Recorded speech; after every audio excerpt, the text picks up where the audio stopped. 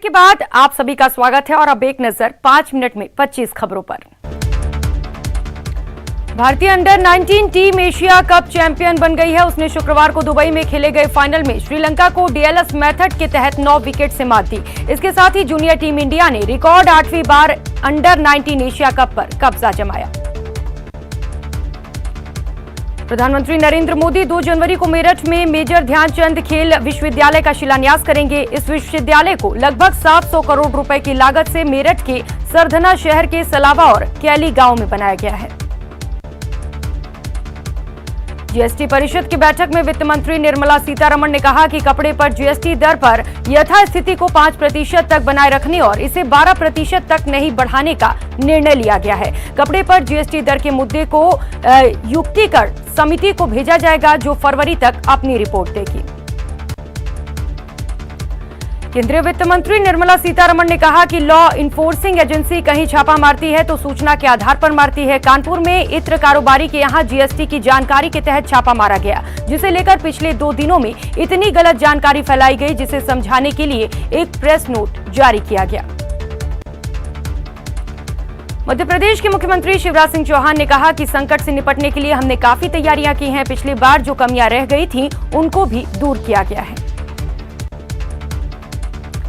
आपके राष्ट्रीय संयोजक अरविंद केजरीवाल ने कहा कि हम बार कुछ ताकतें चुनाव का माहौल खराब करने की कोशिश करती हैं, लेकिन पंजाब के लोग अमन शांति चाहते हैं। चंडीगढ़ के निगम चुनाव का पूरे पंजाब में असर पड़ेगा। पूरे पंजाब में चर्चा हो रही है कि आम आदमी पार्टी चंडीगढ़ में जीत गई है।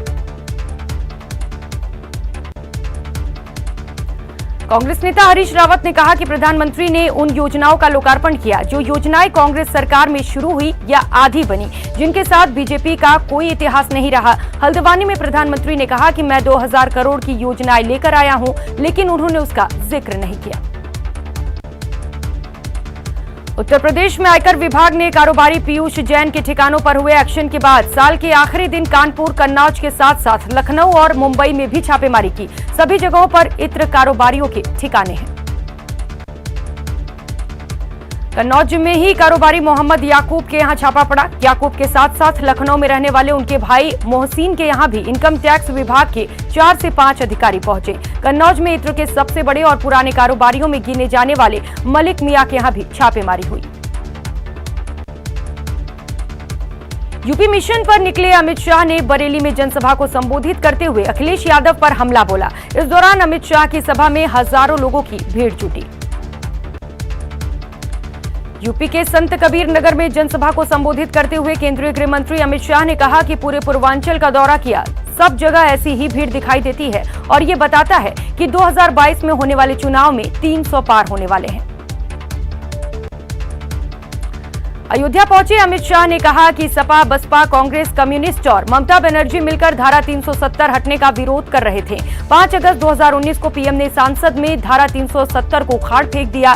अखिलेश यादव वोट मांगने आए तो पूछना कार सेवकों का दोष क्या था, आपकी सरकार ने क्यों गोली चलाई। रायबरेली में जनसभा को संबोधित करते हुए सीएम योगी ने कहा कि राज्य में पैसा पहले भी था, लेकिन वे पैसा सत्ताधारी नेताओं की जेबों को भरने में लग जाता था। अब वे पैसा लोगों की दीवारों को तोड़कर निकाला जा रहा है। समाजवादी इत्र का नारा देने वाले प्रदेश में किस प्रकार की बदबू फैलाते हैं। सपा नेता अखिलेश यादव ने कहा कि नफरत की दुर्गंध फैलाने वाले भाजपा के लोग सौहार्द की सुगंध को कैसे पसंद करेंगे। ये समाजवादी इत्र बनाने वाले पुष्पराज जैन को ढूंढने गए थे और उन्होंने अपने ही साथी पीयूष जैन को ढूंढ निकाला। महाराष्ट्र में सीआरपीसी की धारा 144 के तहत मुंबई में प्रतिबंधों को 15 जनवरी तक बढ़ाया गया। मुंबई पुलिस ने लोगों को समुद्र तटों, खुले मैदानों, सैरगाहों, उद्यानों, पार्कों और अन्य सार्वजनिक स्थानों पर शाम 5 बजे से सुबह 5 बजे तक जाने पर रोक लगा दी। जम्मू कश्मीर के डीजीपी दिलबाग सिंह ने बताया कि 134 युवा आतंकवादी जो अलग अलग संगठन के साथ जुड़े थे, उनमें से 72 मारे गए, 22 आतंकवादी पकड़े गए हैं। यूएपीए से जुड़े 497 मामले दर्ज किए गए। देश में ओमिक्रॉन ने अब रफ्तार पकड़ ली है। ओमिक्रॉन के मामलों में तेजी से कोरोना के नए मामलों में भी तेजी आई है। देश में ओमिक्रॉन के मामलों की संख्या 1000 का आंकड़ा पार कर चुकी है।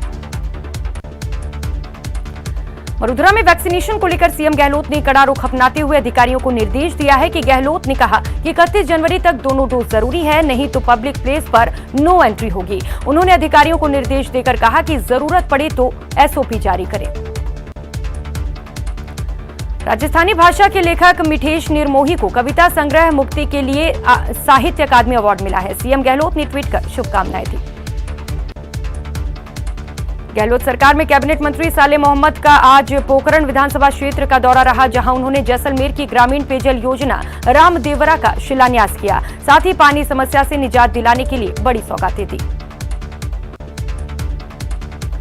लोकसभा स्पीकर ओम बिरला कोटा में हैं। बिरला ने आज साल 2021 के आखिरी दिन आने वाले नए साल को लेकर लोगों को शुभकामनाएं दी। बिरला ने इस दौरान कहा कि हर वर्ष नया दिन हमारे लिए नया संकल्प होता है।